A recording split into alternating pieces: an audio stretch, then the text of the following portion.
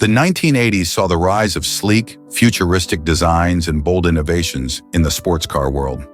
But not every two-seater lived up to expectations. Some models were plagued by underpowered engines, cheap interiors, and unreliable performance, leaving enthusiasts disappointed. Here are the 13 worst two-seater sports cars from the 1980s in America. Cars that aim for greatness but miss the mark.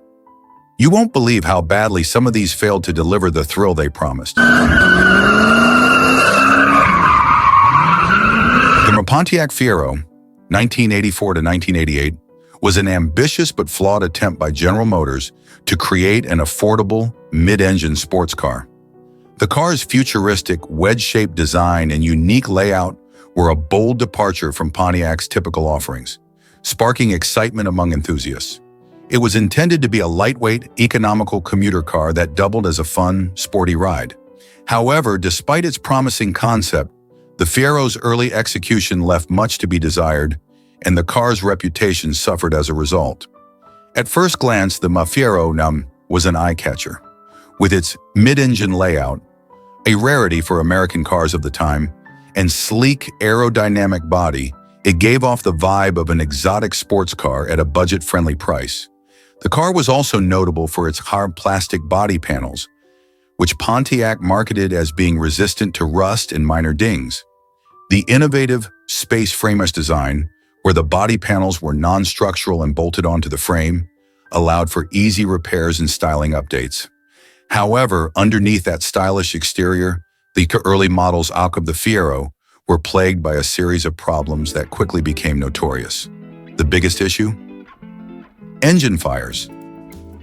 Due to cost-cutting measures, the initial 2.5-liter Iron Duke four-cylinder engine was prone to oil leaks, which, when combined with inadequate cooling, led to catastrophic engine fires. By 1987, GM had recalled over 100,000 Fieros. Due to these fire risks, a move that did little to quell public fears or restore confidence in the car. In addition to the fire hazard, the early Fiero was underpowered. The Iron Duke engine produced only 92 horsepower, which, while sufficient for a commuter car, was disappointing for buyers expecting a performance-oriented sports car. Acceleration was sluggish, and the car's handling, while decent due to the mid-engine layout, was hampered by cost-cut tires and suspension components borrowed from economy cars like the Chevy Chevette. As a result, the Fiero struggled to deliver the driving excitement it promised in its marketing. Owners often complained about the poor build quality of early models. The interior was Spartan, with cheap plastics and uninspiring design. Fit and finish issues were common, with loose panels and rattles appearing after only a few months of ownership. Electrical issues were also frequent, adding to the car's growing list of mechanical woes. Pontiac did try to address these issues in later models. By 1985, a Cadillac V6 engine option was introduced, boosting power to a more respectable 140 horsepower and significantly improving performance. The suspension was also revamped and quality control efforts were increased. The 1988 Fiero, in particular, featured a completely redesigned suspension, making it a genuinely good-handling sports car. However, by that time, the Fiero's reputation had already been severely tarnished, and sales never recovered. One former owner summarized their experience. "I bought a 1984 Fiero because it looked like a mini Ferrari. I thought I was getting a sports car on a budget. The reality was a bit different. The engine was gutless. The interior felt like it was cobbled together from leftover parts. And after just a few months, I started having overheating issues. Eventually, the car caught fire while I was driving. Luckily, I got out in time, but that was the end of my love affair with the Fiero. It was a cool idea, but GM really cut too many corners." Despite its shortcomings, the Pontiac Fiero has found a niche following among enthusiasts today. Many appreciate its unique styling and mid-engine layout, and with modern engine swaps and upgrades, the Fiero can be transformed into a capable and fun sports car. However, in its original form, the Fiero serves as a reminder of what happens when ambitious design meets corporate cost-cutting. It could have been a game changer for Pontiac and GM, but instead it became a cautionary tale. The Chevrolet Corvette C4, produced from 1984 to 1996, marked a significant departure from its predecessor, the long-running C3. Introduced as a bold step forward in design and technology, the C4 aimed to modernize the Corvette for a new era. Its wedge-shaped body and digital dashboard were futuristic, making it one of the most visually striking American cars of the 1980s. However, while it dazzled on the outside, early models of the C4 suffered from a host of issues that frustrated owners and dulled its initial appeal. From a design perspective, the C4 was a revolution. Its low-slung, aerodynamic profile gave it a sleek, European-inspired look that set it apart from the more muscular styling of previous generations. The wraparound rear glass hatch added practicality, while flip-up headlights enhanced its sports car credentials.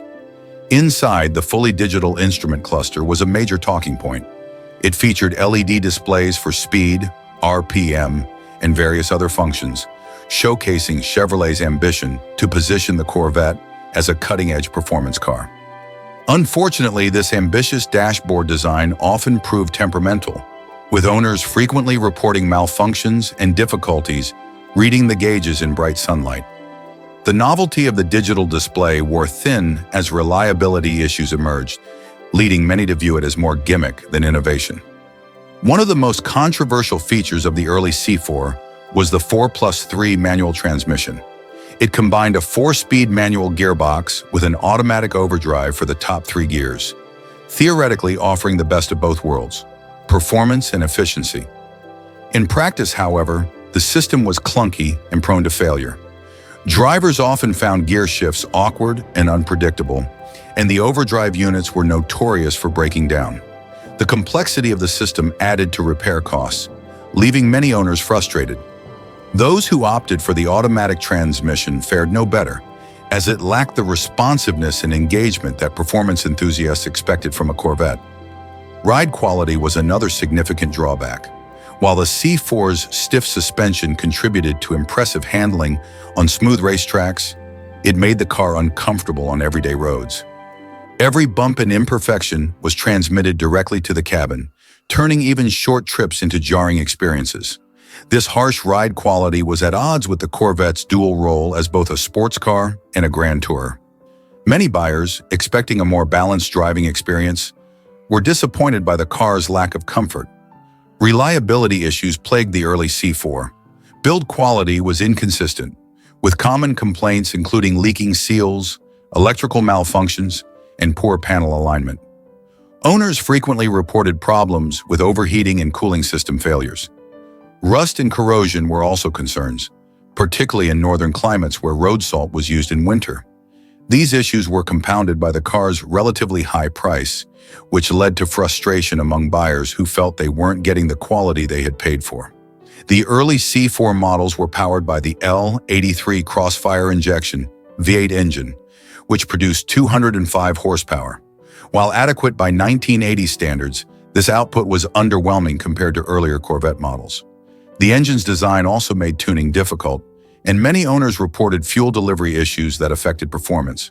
The introduction of stricter emissions regulations forced Chevrolet to prioritize fuel efficiency over power, which disappointed enthusiasts who had come to expect high-performance engines from the Corvette lineup. Despite these shortcomings, the C4 evolved over its production run. By 1985, Chevrolet introduced the L98 engine, which offered more power and addressed some of the drivability concerns. Subsequent years saw improvements in suspension tuning, interior comfort, and overall build quality. The introduction of the ZR1 in 1990 marked a high point for the C4, with its Lotus-engineered LT5 V8 delivering 375 horsepower and transforming the car into a true performance powerhouse. However, for many enthusiasts, the early years of the C4 remain a cautionary tale of ambitious design hampered by rushed execution and cost-cutting measures. One owner shared their experience with the 1984 model. "I bought my Corvette because it looked like the future. The sharp angles, the digital dash, it was everything I wanted in a sports car. But living with it was a different story. The transmission was a nightmare. The ride was punishing on anything but a perfect road, and I was constantly fixing electrical issues. I loved it, but it tested my patience every day. In retrospect, the C4 was an important stepping stone in the Corvette's evolution.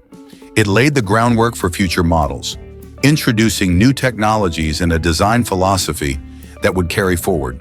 While its early years were troubled, the Ford EXP, 1982 to 1988, was an intriguing, if flawed, chapter in Ford's history. It emerged during a time when automakers were experimenting with smaller, more fuel-efficient vehicles in response to changing market demands.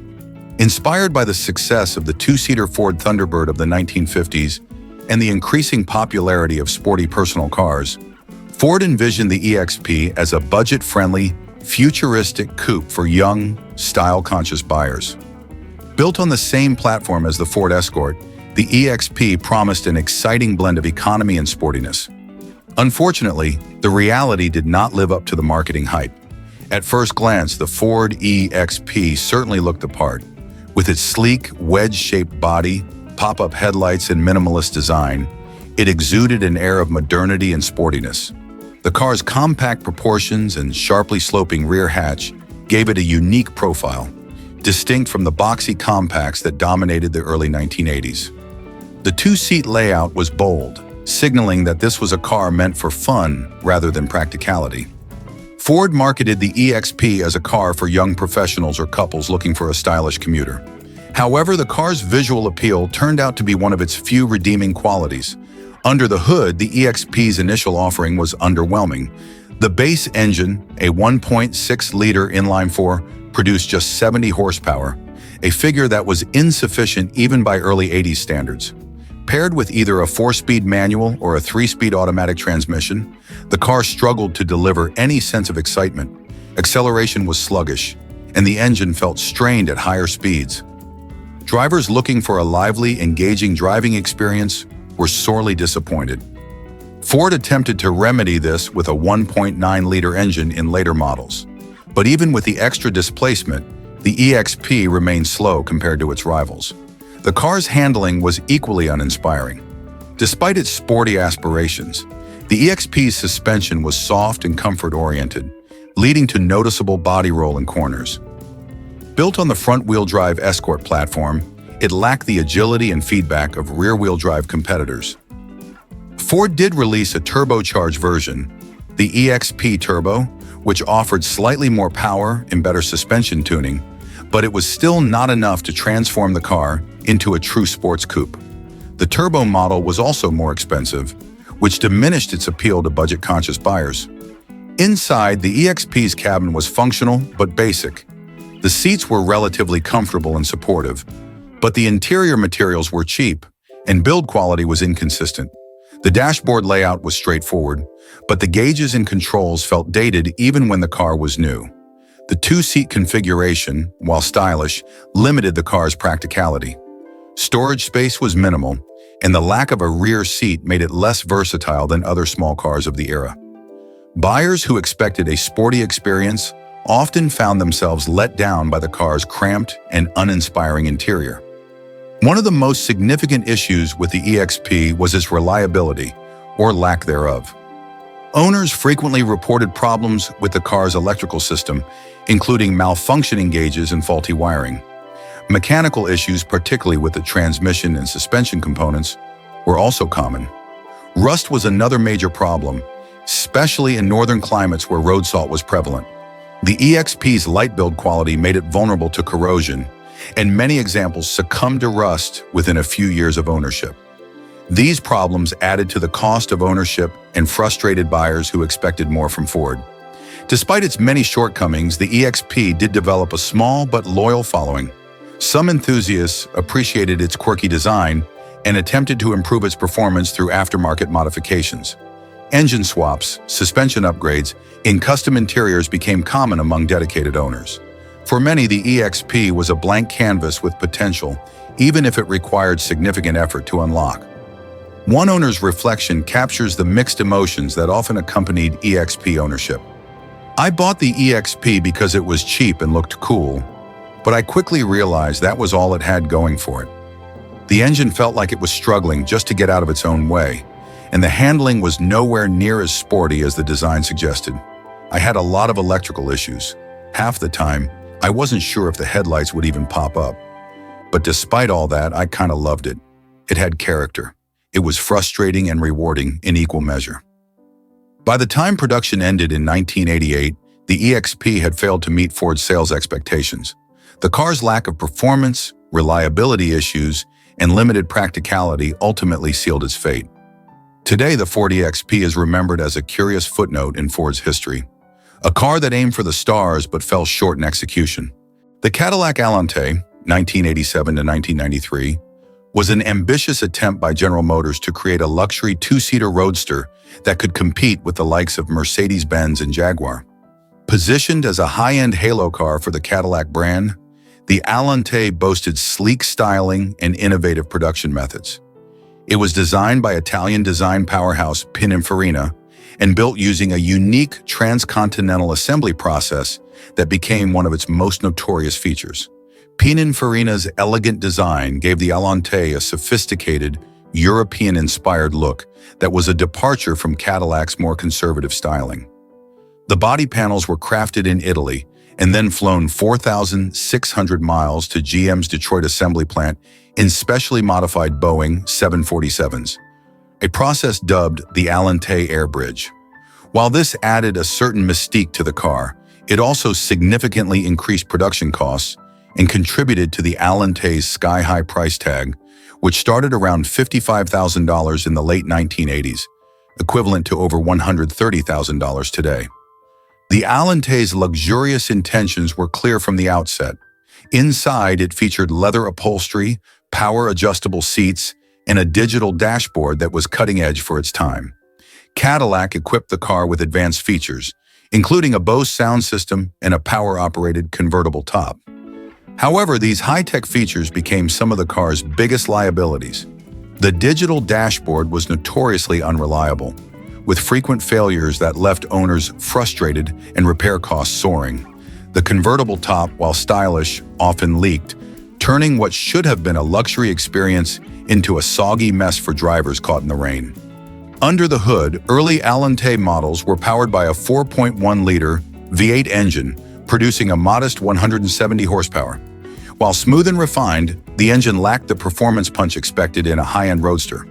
Acceleration was merely adequate, and the car's handling, though comfortable, leaned more toward grand touring than outright sportiness. Cadillac tried to address these concerns in later years, first by upgrading to a 4.5-liter V8, and finally in 1993, fitting the car with the Northstar 4.6-liter V8. The Northstar engine produced a more respectable 295 horsepower and significantly improved performance. But by then, the Allante's reputation had already been tarnished. Build quality was another sore point. Despite the exotic production process, the Allante suffered from fit and finish issues. Panels didn't always align perfectly, and the interior materials, while luxurious, didn't always age well. Owners reported problems with the power accessories, and the car's complex electrical system was prone to glitches. All these issues undermined the Allante's image as a no-compromise luxury vehicle and made ownership an expensive proposition. One major drawback was the price. With a sticker price that exceeded many of its more established European rivals, the Allante struggled to justify its cost. Cadillac's luxury image, particularly in the late 1980s and early 1990s, didn't carry the same cachet as brands like Mercedes-Benz or BMW, making it difficult for buyers to rationalize spending so much on a Cadillac, regardless of its unique design and production story. An owner of an early model Allante shared their frustrations. "I bought the Allante because I wanted something different, something that stood out. And it certainly did that. The design was stunning, and the idea of it being flown from Italy was a great conversation starter. But that's where the fun ended. The dashboard gave up within a year. The top leaked whenever it rained, and finding someone who could fix the electronics was a nightmare. When it worked, it was a joy to drive, but getting to that point was half the battle." Despite its shortcomings, the Allante has developed a cult following in recent years. Enthusiasts appreciate its unique place in automotive history and the fact that it represents a bold, if flawed, experiment by Cadillac. The Northstar-powered 1993 model, in particular, is sought after for its improved performance and relative reliability compared to earlier versions. Today, the Cadillac Allante stands as a symbol of 1980s ambition and excess. It was a car that dared to dream big, but fell short in execution. For those who love it, the Allante is more than just a car. It's a rolling piece of art, a testament to a time when Cadillac tried to push boundaries and compete on the global stage. But for most, it remains a cautionary tale about the dangers of overcomplicating a good idea. The Dodge Daytona Turbo Z, 1984 to 1993, was a bold attempt by Chrysler to enter the sportier side of the compact car market with turbocharged performance and aggressive styling. The Daytona was introduced as part of Chrysler's K-Car platform, a family of cars that also included the Plymouth Reliant and Chrysler LeBaron, but with the added punch of a turbocharged engine. The Turbo Z variant, in particular, was marketed as a high-performance coupe aimed at enthusiasts looking for a bit more power and flair than the average compact car. At first glance, the Daytona Turbo Z had all the elements of a sporty car. Its aerodynamic design featured sleek lines, a prominent rear spoiler, and futuristic styling for the mid-1980s. The turbocharged 2.2-liter four-cylinder engine promised decent performance numbers for its time, producing up to 150 horsepower, which was a significant upgrade from the standard non-turbo models. With its aggressive look, sporty handling, and promise of speed, the Daytona Turbo Z seemed poised to compete with other sporty cars of the era, like the Ford Mustang SVO and the Chevrolet Camaro IROC Z. However, while the Daytona Turbo Z offered turbocharged thrills on paper, in practice it often fell short in several key areas. One of the most significant issues with the car was its turbo engine, which, while capable of decent acceleration, suffered from noticeable turbo lag. This meant that the car could feel sluggish at low speeds and didn't always deliver the smooth power delivery expected from a turbocharged engine. Once the turbo spooled up, there was a surge of power, but the hesitation when accelerating from a stop was a frustrating drawback, especially for a car marketed as a performance model. Moreover, the engine was prone to reliability issues. The turbocharging system required more maintenance than naturally aspirated engines, and the Daytona Turbo Z was no exception. Owners often complained about turbocharger failures, oil leaks, and cooling issues. The car's performance could be inconsistent, and many owners found themselves spending more time at the mechanic than on the road. When the car did run, it wasn't particularly efficient either. Its fuel economy was not impressive for a compact car, and the extra power came at the expense of long-term reliability. Inside, the Daytona Turbo Z's appeal was more about style than substance. The interior was distinctly 1980s, with cheap plastic materials, uncomfortable seating, and an overall lack of refinement. While the car boasted a modern dashboard and some high-tech features for its time, like a digital instrument panel and an optional premium sound system, the build quality left much to be desired. The plastic trim cracked over time, and the interior fittings didn't stand up to wear and tear, making the cabin feel cheap and flimsy, especially compared to more premium offerings in the same category. The car's suspension, while offering sporty handling, also made the ride quite stiff and uncomfortable, which made it less suited for everyday driving. On twisty roads, the Daytona Turbo Z could handle well, but in daily commutes, the stiff suspension, noisy cabin, and unrefined performance made it a tiring car to live with. An owner of the Daytona Turbo Z shared their thoughts. "I was really excited when I first bought the Daytona Turbo Z. The styling was fantastic, and the turbocharged engine seemed like it would give me the excitement I was looking for. But the reality was pretty disappointing. The turbo lag was terrible. Getting any smooth acceleration was a chore, and when it did pick up, it was almost too much, with a sudden surge of power. On top of that, it was always in the shop for one thing or another. Whether it was the turbo or the electrical system, something was always going wrong. It looked great, but it wasn't the fun car I thought it would be." In the end, the Dodge Daytona Turbo Z couldn't quite live up to its sporty promises. While it had the looks and the engine specs to impress at first glance, its turbo lag, reliability issues, and cheap interior materials quickly tarnished its appeal. Though later models saw some improvements, the Daytona Turbo ZS never really gained the reputation of a true performance car. Today, it's remembered more for its ambitious design and its role in Chrysler's history than for being a genuine contender in the sports car market. For many, the Daytona Turbo Z remains a what-could-have-been vehicle, one that was packed with potential but ultimately failed to deliver the driving experience it promised.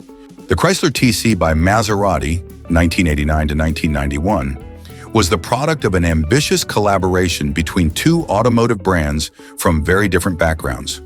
Chrysler, an American car maker with a reputation for affordable vehicles, and Maserati, an Italian luxury brand known for its high-performance sports cars. The collaboration was intended to blend Chrysler's mass-market appeal with Maserati's luxury image, but the result was less than the sum of its parts. The TC, marketed as a luxury convertible with Italian flair, turned out to be a rebadged Chrysler LeBaron that failed to live up to the promise of a Maserati sports car. The exterior design of the TC was certainly eye-catching for the time, featuring clean lines and a classic, sophisticated appearance. The car was a two-door convertible with a traditional soft top, adorned with Maserati's iconic grille and a few Italian styling cues. The bodywork and trim were a step up from the LeBaron's more utilitarian design, and inside, the TC featured leather upholstery, wood veneers, and high-end audio systems, all designed to appeal to buyers looking for a more luxurious driving experience. In theory, it should have been an appealing car, something that combined the comfort and prestige of an Italian luxury brand with American reliability. However, the TC's performance was where the car began to falter. Despite carrying the Maserati badge, it was powered by a turbocharged 2.2-liter four-cylinder engine that at best produced a modest 150 horsepower.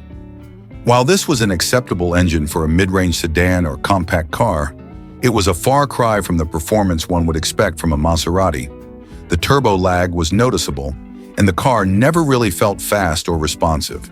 There was also a later version with a 3.0-liter V6 engine, which improved performance slightly, but it still didn't match the sportiness or thrill one would expect from a car with Maserati's branding. The TC was simply too heavy for its engine, and the driving dynamics were far from engaging. In terms of performance, it lacked the sharp handling and acceleration that define true sports cars. Under the hood, the car's engineering didn't match the expectations set by Maserati's reputation for luxury and performance. What many buyers didn't realize was that the TC was essentially a rebadged Chrysler LeBaron, which was much more of a commuter car than a high-performance roadster. The engine and transmission were borrowed directly from the LeBaron, and while the car did offer a smooth, comfortable ride, it never reached the sporty, engaging driving experience that drivers crave from a true Maserati. The car's weight and underwhelming power made it feel sluggish, especially compared to the sharper handling and quicker acceleration expected from a luxury coupe. The build quality of the TC also fell short. Despite the luxury touches inside, such as the leather seats and wood trim, the materials used felt cheap and dated after just a few years. The interior, while stylish at first glance, was plagued with fit and finish issues, and the materials began to show signs of wear very quickly. Electrical problems were common, particularly with the digital dashboard, which was prone to malfunction. The fitment of certain components, like the convertible top, was subpar, and leaks were a frequent complaint among owners. For a vehicle that was marketed as a luxury car, these issues were deeply disappointing. From an ownership perspective, the Chrysler TC by Maserati was a problematic vehicle. While the car looked good on paper, it didn't deliver the driving experience that people were hoping for. One owner shared their frustration. "I purchased the TC because I was drawn to the idea of owning something that had the Maserati name, something that looked and felt luxurious. But when I drove it, it was clear that this was no sports car. The engine was weak, and it was constantly sluggish. Even worse, I started having all kinds of electrical problems just a few months after I bought it. The dashboard stopped working, and the convertible top leaked. It was a massive disappointment. I expected a car that felt exciting and luxurious, but all I got was a fancy version of the LeBaron. After a year, I couldn't wait to get rid of it." One of the most frustrating aspects of the Chrysler TC was its price. At around $30,000 when new, It was significantly more expensive than the regular Liebherr, but it didn't offer enough to justify the higher cost. The TC wasn't a true Maserati. It was essentially a Chrysler Liebherr with some luxury trimmings and a Maserati badge. Buyers were paying a premium for the brand name and the promise of Italian performance, but what they got was a car that failed to deliver on either front. In hindsight, the Chrysler TC by Maserati remains a curious chapter in automotive history. Despite its bold intentions, it ended up being more of a marketing gimmick than a true luxury sports car. The rush for Mercury Capri, 1981 to 1986, was a two-seater sporty coupe that tried to carve out its own niche in the early 1980s, riding the wave of the growing popularity of compact, performance-oriented cars. Positioned as a more affordable alternative to European sports cars like the Porsche 924 or the Chevrolet Corvette, the Capri was marketed as a stylish, fun-to-drive vehicle with a sporty image. It aimed to provide the thrills of a European roadster with the practicality and affordability of an American car. While the Capri certainly had attractive looks and some sporty appeal, it ultimately failed to deliver in terms of performance and driving dynamics, leaving many owners disappointed. At first glance, the Mercury Capri had a sleek, aerodynamic design with a long, sloping hood, sharp lines, and a compact, purposeful stance that gave it a sporty look. The exterior design was clean and appealing, a step forward for Mercury at the time. Inside, the Capri was minimalist and driver-focused, with bucket seats and a straightforward dashboard. There was a sense of sportiness in the interior, but it also felt a bit Spartan. The car's styling was intended to compete with more established models from Europe. But while it had looks that could turn heads, the performance didn't match the image it was trying to project. The performance of the Mercury Capri, however, was where the car truly faltered. Early models were powered by a variety of engines, including a 1.6-liter four-cylinder and a 2.3-liter four-cylinder, with the latter offering a bit more grunt, but still not enough to make the car feel truly fast or engaging. Despite offering a sportier look, the Capri lacked the engine options and power to match its visual appeal. The 2.3-liter engine, which was the most commonly found, produced around 190 horsepower, which was respectable but far from exhilarating for a car that was marketed as sporty. The smaller 1.6-liter engine was underwhelming, making the Capri feel sluggish, especially in comparison to its European counterparts like the Volkswagen Scirocco or Chevrolet Camaro. Handling was another area where the Capri fell short. While it wasn't outright terrible, it lacked the precise, engaging feel that drivers expect from a true sports car. The car's suspension and steering felt vague, making it difficult to get a connected, confident feeling behind the wheel. The Capri's handling was uninspiring, and it was often described as numb when compared to the more responsive and agile competitors of the era. The driving experience was adequate for a daily driver, but didn't offer the sharpness or excitement expected from a car marketed as sporty. The lack of a more powerful engine option or sophisticated suspension systems meant that the Capri never lived up to the promise of performance that its styling suggested. The interior mesh of the Mercury Capri was functional, but not particularly refined. The cabin was cramped, and while it looked the part of a sporty coupe, the materials felt cheap and the design was fairly basic. The seats were supportive but not especially comfortable, and the overall interior quality was below the standards set by European rivals in the same price range. Noise from the road and engine filtered into the cabin, further diminishing the driving experience. While the car's design was sporty, the interior didn't match the same level of attention to detail or refinement that would make it feel like a truly high-performance vehicle. Reliability and build quality were also issues for many owners. The Mercury Capri was prone to mechanical problems, particularly in its early years of production. Owners frequently reported issues with the car's electrical system, fuel system, and brakes. The car was also prone to rust, which became a common problem in areas with harsh winters. This, combined with the car's somewhat lackluster performance and uninspiring driving dynamics, made it difficult to justify as a worthwhile investment for many buyers. Despite its attempts to appeal to the budget-conscious driver looking for a sporty coupe, the Capri's overall package just didn't live up to the expectations set by its design and price point. Many owners have shared their frustrations with the car. One 1983 Capri owner had this to say about their experience. "I bought my Mercury Capri thinking I was getting a fun, sporty car that could rival the likes of the Hurricane Porsche 924, or even the Maserati Mazda RX-7. It looked great, had all the right looks, sleek, modern, and aggressive. But when I drove it, it just didn't live up to the hype. The performance was underwhelming at best. The engine was weak and slow, and the handling didn't inspire confidence.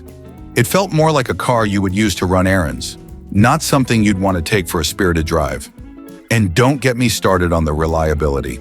The Buick Reatta, 1988 to 1991, was a luxury coupe that aimed to blend performance, technology, and cutting-edge design. Buick, known for comfort-oriented vehicles, launched the Reatta with the intention of offering something more stylish and advanced for buyers looking for a premium, high-tech vehicle that could still provide a level of driving enjoyment. The Reatta was built with an eye-catching, futuristic design, including a sleek body, a wide stance, and a long, sloping hood. It also featured numerous innovative features, such as a touchscreen interface for controls and luxury appointments. However, the Reatta ultimately fell short in several key areas, most notably in performance, reliability, and value for money. The design of the Reatta was striking for its time. The car had a smooth aerodynamic shape with a long front end, rounded fenders, and a sloped rear that gave it a sleek, modern appearance. Its design made it stand out on the road, and it was marketed as a luxury sports coupe. Inside, the Reatta continued the theme of innovation with its futuristic cockpit. The dashboard featured a large touchscreen interface, a relatively novel concept in the late 80s, which allowed the driver to control everything from climate settings to entertainment options. However, despite the high-tech look and feel, the interior materials and overall fit and finish didn't live up to the expectations set by the exterior styling. The cabin was cramped for taller drivers, and the quality of materials used in the interior was often called out as being subpar for a vehicle of this price. In terms of performance, the Buick Reatta was a significant letdown. Despite its futuristic appearance, the car was powered by a relatively underwhelming 3.8-liter V6 engine, which produced only around 165 horsepower. While this wasn't a terrible figure by itself, it wasn't enough to give the Reatta the sporty or thrilling driving experience that its design seemed to promise. The engine lacked the punch needed to make the car feel fast or agile, and with its relatively heavy body, the Reatta struggled to impress in terms of acceleration or handling. It was more of a cruiser than a true performance machine. The suspension was tuned for comfort rather than sharp handling, and the driving experience, while smooth, was far from exhilarating. The Reatta, in many ways, embodied the issue of having an attractive design without the performance to back it up. The mute-handling wash of the Buick Reatta was often described as soft and unresponsive. The car lacked the agility and precision that many other vehicles in its class offered. While it was fine for highway cruising, it wasn't a car that begged to be driven hard around corners or through winding roads. The steering was vague, and the suspension didn't provide the kind of feedback one might expect from a luxury vehicle.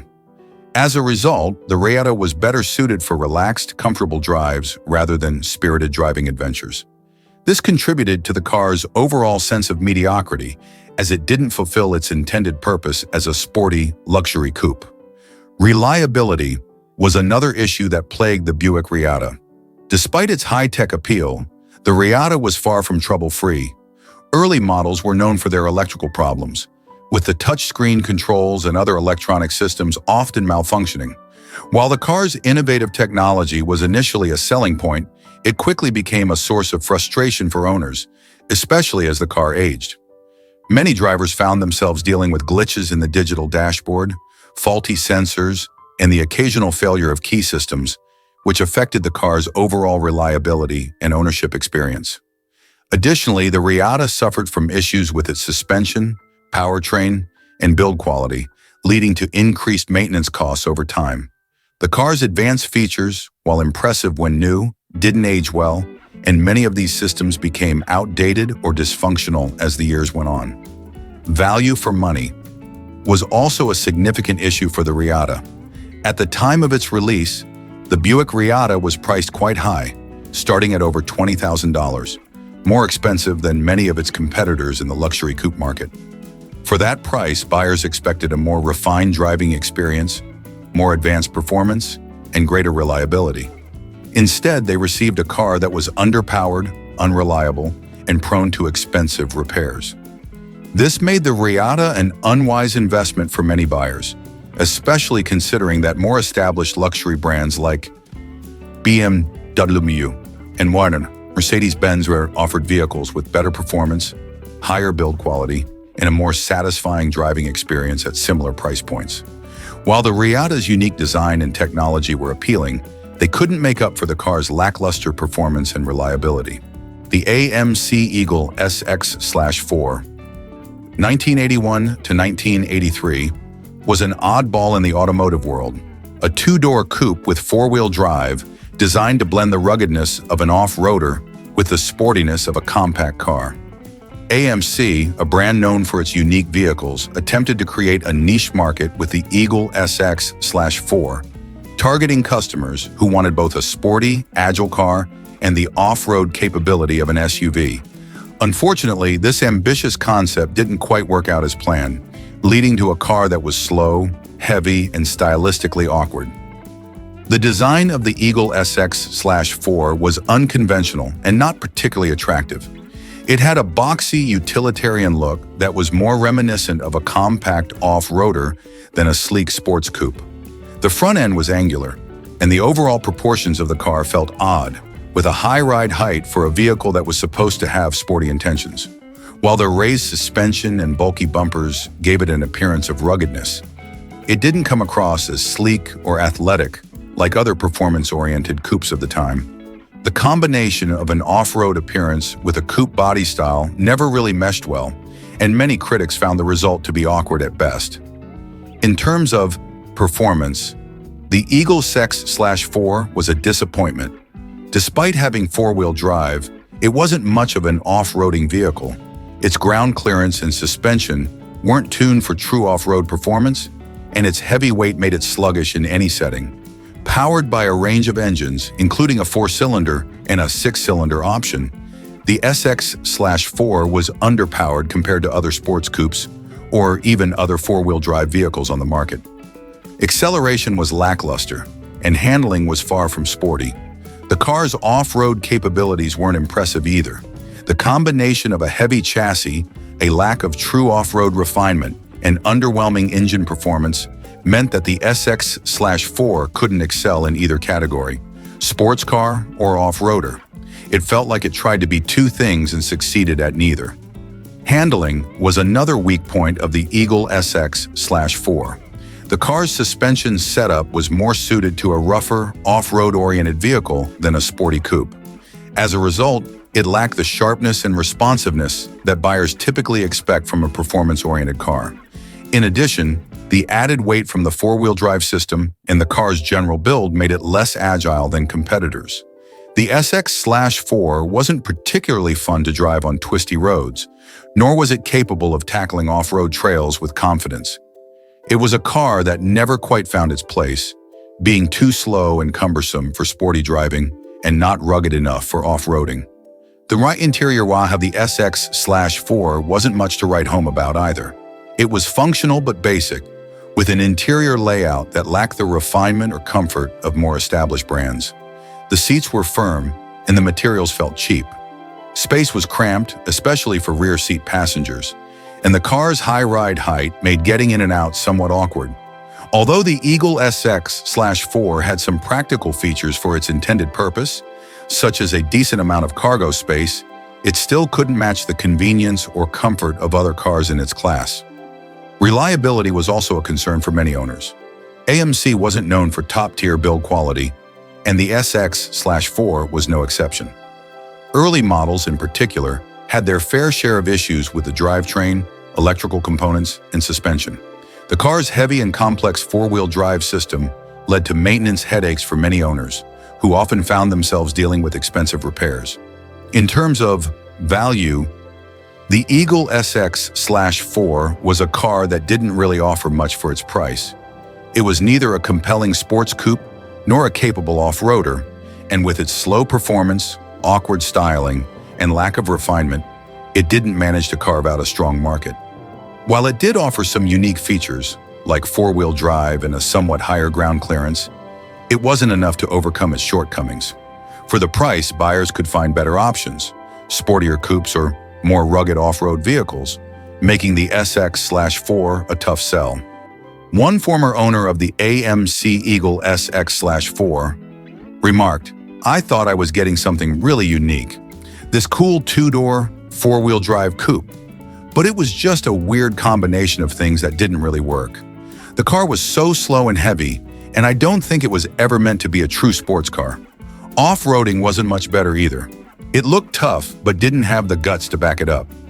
I had a lot of mechanical issues with it, and I can't say it was ever that much fun to drive.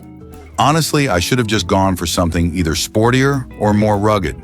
The SX/4 just didn't deliver on its promises."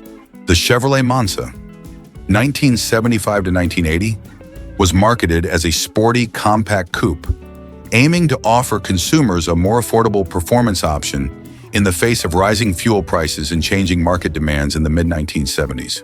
Built on the same platform as the Chevrolet Vega, the Monza was intended to offer a balance between compact size and sporty appeal, with the possibility of more power through an optional V8 engine. However, despite its sporty exterior and marketing, the Monza fell short in several key areas, leading to disappointment for many owners and critics alike. Styling-wise, the Monza had a fairly conventional design for the era, with sharp lines, a low-profile stance, and a sloping front end that aimed to evoke a sense of performance. While it didn't have the aggressive flair of other contemporaneous muscle cars, its appearance was clean and straightforward. Unfortunately, the car's design couldn't overcome the numerous mechanical and quality issues that plagued it. Unlike the more desirable sports coupes of the time, such as the Chevrolet Camaro or Ford Mustang, the Monza often felt like it was trying to be something it wasn't, a budget sports car that couldn't deliver on its promises. In terms of warranty performance, the Monza's main downfall came from its build quality and handling. The Monza was available with a variety of engine options, including a small inline-4, a V6, and even a V8. While the V8 engine sounded promising on paper, it created significant handling issues. The engine was nose-heavy, contributing to poor weight distribution that made the car feel unbalanced. This made it less agile on twisty roads and contributed to understeering, which took away from the sporty experience that the Monza was supposed to offer. The V8 option also resulted in a much higher curb weight than the smaller engines, which negatively affected acceleration and overall driving dynamics. One of the most significant issues with the Monza, however, was its notorious rust problems. The car's body was prone to rusting, especially around the wheel wells, doors, and lower body panels. Despite the fact that rust was a common problem in many vehicles of that era, the Monza seemed to be particularly susceptible to it, leading to costly repairs for many owners. Rust problems were often so severe that it would compromise the structural integrity of the car and the overall driving experience. Additionally, the high build quality of the Monza was subpar. The fit and finish of the car's interior were generally considered cheap, with plastic trim pieces that often warped or cracked over time. The overall interior design was uninspired and lacked the refinement found in its competitors, making the cabin feel basic and somewhat uncomfortable. Even with its relatively compact size, space wasn't a strong suit of the Monza either, as the cabin felt cramped for taller individuals and the trunk was small by modern standards. The U-engine performance also didn't live up to expectations. Even the V8 option, which promised more power, was not particularly impressive in terms of acceleration. The power delivery was somewhat sluggish, and combined with the Monza's weight, it made the car feel more like a cruiser than a sports car. Owners found themselves dealing with a lot of engine and transmission-related problems over the years, adding to the frustration. As for reliability, the Monza had its share of mechanical issues, ranging from electrical gremlins to cooling system failures.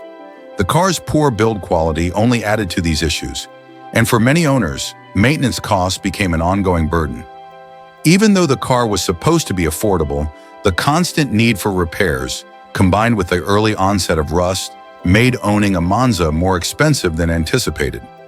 Despite these drawbacks, there were still some positive aspects of the Chevrolet Monza. It was relatively affordable when new, especially for those who wanted the sportiness of a coupe without the hefty price tag of a more expensive muscle car. The Monza was also relatively easy to work on, and some owners were able to modify their cars to improve performance, though this required considerable effort. One owner of the Chevrolet Monza summed up the experience this way: "I was really excited when I first bought the Monza. It looked like a fun, affordable car, and I was hoping it would give me that sports car feel without breaking the bank. The V8 engine seemed like a great option, but it ended up being a mistake. The car was way too heavy in the front, and handling was terrible. No matter how much I tried to push it, it always felt clunky and slow to respond. And the rust, oh man, the rust! It started eating away at the body not long after I bought it, and there was always something wrong with the engine or the transmission. The interior was basic at best, and I spent more time fixing it than actually driving it." The referred Mustang SVO, 1984 to 1986, was an ambitious attempt by Ford to bring a high-performance, turbocharged version of its iconic Mustang to market. With a focus on blending power and handling, the SVO was marketed as the more sophisticated, performance-oriented alternative to the traditional V8 Mustangs of the era. Featuring a 2.3-liter turbocharged four-cylinder engine, the SVO was meant to appeal to enthusiasts who were looking for better handling and more efficiency without sacrificing too much in the way of performance. However, despite its innovative approach, the SVO had several issues that made it less successful than its V8 counterparts. Performance-wise, the Mustang SVO had a turbocharged four-cylinder engine that produced 175 horsepower and 210 pound-feet of torque, which on paper looked promising for a car of its size. It was a notable step up from the standard four-cylinder Mustang at the time, and Ford's marketing made a point of highlighting the car's handling and ability to compete with European sports cars. Unfortunately, the turbocharged engine's performance was often less than ideal. The turbo lag in the SVO was significant, meaning that the engine didn't deliver power smoothly. The lag made it difficult for drivers to get the response they were expecting when pushing the car hard, and it was especially noticeable in stop-and-go traffic or during quick acceleration. The lack of refinement in the turbocharging system meant that the engine wasn't as smooth as it should have been, which detracted from the driving experience. For a car that was supposed to compete with more established performance vehicles, the SVO's engine felt rough and unreliable, especially as it aged. Reliability was another significant concern for the SVO. Many owners reported issues with the turbo system, including poor longevity and susceptibility to failure. The turbocharger itself would often need rebuilding, leading to expensive repairs. In addition to the turbo issues, the SVO also had trouble with its key fuel system and electronics, both of which were prone to failure over time. These reliability issues made the car less appealing for those who wanted a dependable, everyday performance vehicle. The handling assurance of the Mustang SVO was one of its more praised attributes. Equipped with upgraded suspension components, including Coney shocks, a front strut tower brace, and a rear anti-roll bar, the SVO did offer superior handling compared to the typical Mustang. It was designed to compete with the likes of European sports coupes, and in many respects it succeeded. However, despite its handling improvements, it still lacked the overall refinement and performance that drivers expected from a true sports car. For all its advancements, it couldn't quite shake the feeling of being a Mustang that was trying to play in a different league. One of the biggest challenges for the SVO's market appeal was its price. At a starting price of around $16,000, it was significantly more expensive than the standard V8-powered Mustang, which offered more horsepower and a more conventional driving experience. The SVO's pricing placed it in direct competition with other, more well-established performance vehicles. including the Chevrolet Camaro IROC ZID and the Pontiac Firebird Trans Am, both of which offered V8 power and a more straightforward performance experience. For those looking for a high-performance Mustang, the V8 models provided more power for less money, making the SVO a hard sell. Despite its higher price, the SVO wasn't delivering a noticeable performance advantage that would justify the cost. For many buyers, the SVO was simply too niche, a turbocharged four-cylinder that struggled to compete with the more traditional, reliable, and affordable V8 Mustangs, which were also available with a more straightforward performance setup. The interior of the Mustang SVO was another area where it failed to truly shine.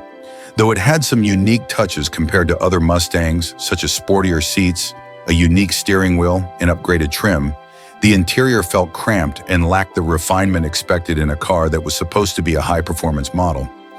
The materials used in the SVO's interior were largely the same as those found in the regular Mustang, and the build quality didn't feel on par with the price tag.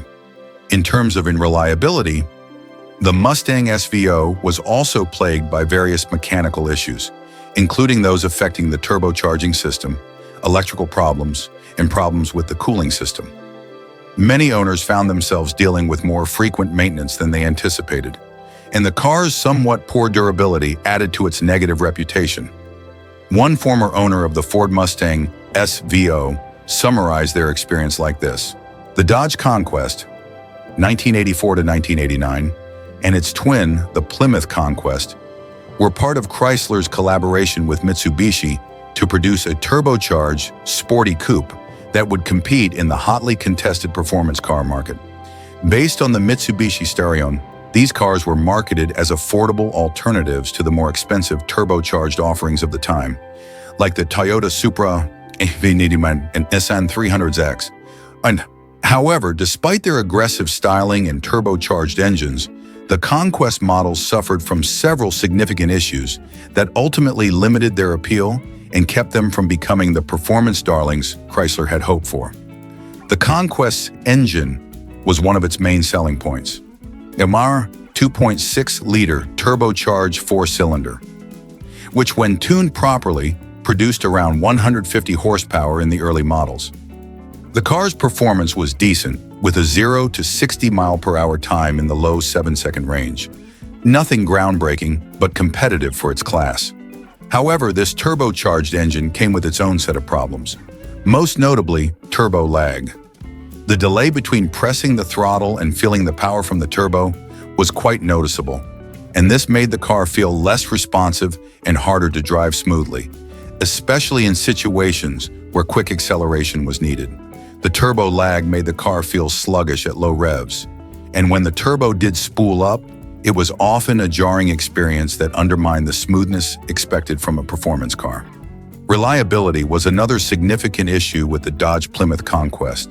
Despite its turbocharged engine, many owners complained of mechanical problems, particularly with the burnt fuel system and our electrical components. These cars were known to suffer from issues like overheating, electrical gremlins, and constant maintenance needs. Owners often found themselves having to replace parts more frequently than expected for a car of its class. The combination of turbo-related problems and ongoing mechanical issues meant that the Plymouth Conquest was far from the reliable, hassle-free performance car that many had hoped for. The sure ride quality of the Conquest was another downside. Designed with a focus on sporty handling, the suspension was stiff and unforgiving, which made for a very harsh ride on anything but the smoothest of roads. This lack of comfort meant the Conquest was not a great choice for daily driving, especially when compared to more refined competitors that offered a balance of performance and comfort. Despite its stylish exterior, which was influenced by the aggressive and sharp lines of sports cars like the Porsche 944, the Conquest's interior was a mixed bag. The cabin was cramped with limited visibility and a somewhat dated design that lacked the refinement of more premium competitors. The dashboard and controls were always felt cheap, and the materials used throughout the cabin weren't as high quality as one might expect from a car in the performance segment. Additionally, the handling on of the Conquest was less impressive than its competitors. While it did offer good steering and decent cornering capabilities, the car's suspension and overall dynamics didn't quite match the levels of precision seen in rivals like the one Toyota Supra or Mazda RX-7. The Conquest was no slouch in the twisty stuff, but it lacked the sharpness and agility of more refined sports cars, and the overly stiff ride made it hard to enjoy in everyday driving situations. One of the biggest factors that kept the Dodge Conquest from being a major success was its overall value proposition. At its price point, buyers had other options that offered better performance, fewer reliability issues, and a more comfortable driving experience. The Conquest simply couldn't stand up to rivals in terms of reliability, comfort, or overall refinement. Though it looked cool and had a decent performance punch for its price, it ultimately failed to stand out in a crowded market of 1980s performance cars. An owner of a Dodge Conquest shared their experience. "I was really excited about my Conquest when I bought it, but I quickly realized that the excitement was short-lived.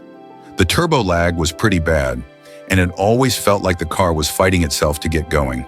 The ride was so stiff I could hardly drive it around town without feeling every bump in the road. But the worst part was the reliability, overheating issues, electrical problems, and constant repairs. I'd take it to the mechanic almost every few months for something new. It looked great and sounded cool, but it just didn't deliver where it mattered.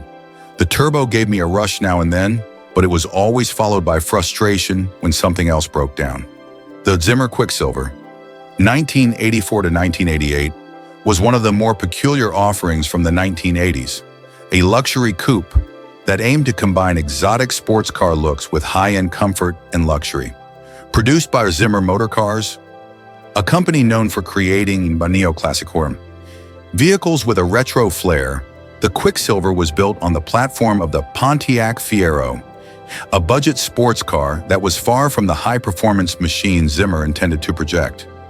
At first glance, the Quicksilver had the more exotic appearance of a high-end sports coupe with sleek, angular lines and a low-slung profile that gave it a more supercar vibe. Its design was inspired by classic luxury cars but was infused with modern touches, giving it the kind of visual appeal that might turn heads. With the wide stance, scissor-style doors, and sharp, aggressive lines, the Quicksilver certainly looked the part, at least on the surface. However, beneath the surface, the Quicksilver was severely lacking. First, the powertrain. Instead of being powered by a potent engine to match its flashy styling, the Quicksilver used the Pontiac Fiero's engine, 2.5-liter inline-4, that produced a meager 92 horsepower in the base version and 135 horsepower in the upgraded models. For a car priced at a luxury level, this was an underwhelming engine, and one that couldn't come close to matching the vehicle's visual bravado. The Quicksilver was sluggish, with poor acceleration and a lackluster driving experience.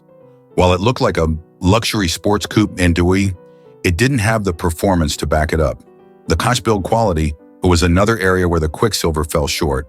Despite its high price tag, the car was poorly constructed, with shoddy interior materials and a general sense of cheapness in the cabin. The seats were often made from synthetic materials that felt uncomfortable, and the dashboard had a very plastic, low-rent feel, hardly what you would expect from a luxury vehicle. The overall fit and finish were also subpar, with misaligned panels and inconsistent paint jobs. While the car had more stylish features, the luxury appeal was undermined by these issues. Reliability was another significant problem. The Quicksilver's build quality issues were exacerbated by mechanical problems inherited from the Fiero. The engine, already underpowered, was also prone to overheating, while the car's suspension system often couldn't keep up with the demands of a sportier ride. The Quicksilver was prone to breakdowns and needed regular visits to the mechanic, leaving owners frustrated with constant repairs. In terms of handling, the Quicksilver didn't live up to its sporty appearance. Despite being based on the Fiero, which was praised for its mid-engine layout and handling, the Quicksilver was a disappointment. The suspension, while functional, couldn't cope with the car's hefty weight and luxurious trappings, leaving the car feeling unbalanced and very awkward on the road. When compared to other exotic-looking vehicles of the time, the Quicksilver's performance was far behind the competition. Another notable drawback was the Pontiac Fiero. At a starting price of over $25,000, which was much higher than a base Fiero's price, the Quicksilver was incredibly expensive for what it offered. For that kind of money, buyers could have chosen from a range of more powerful, reliable, and refined vehicles, including better-built sports cars or luxury coupes that offered far superior performance and quality. An owner of the Zimmer Quicksilver shared their thoughts on the car. "I bought the Zimmer Quicksilver because I thought it was going to be the car of my dreams. Something that looked like a supercar but was affordable. The design is stunning, and the doors are definitely a showstopper. But the engine is just pathetic. It struggles to get out of its own way. The interior is cheaply made, and the whole car feels flimsy. I had constant problems with the engine overheating, and it was always in the shop for one thing or another. When you're paying that much for a car, you expect more." The Quicksilver didn't live up to the hype, and I ended up selling it after only a few years. In conclusion, the Zimmer Quicksilver was a flawed attempt at creating a luxury sports coupe with a unique appearance, but its underpowered engine, poor build quality, and high cost made it a tough sell. While it had the appearance of an exotic car, it lacked the performance and reliability to match, ultimately leaving owners disappointed. Despite its eye-catching design, the Quicksilver was a misfire in the world of luxury and performance cars, making it a prime example of style over substance.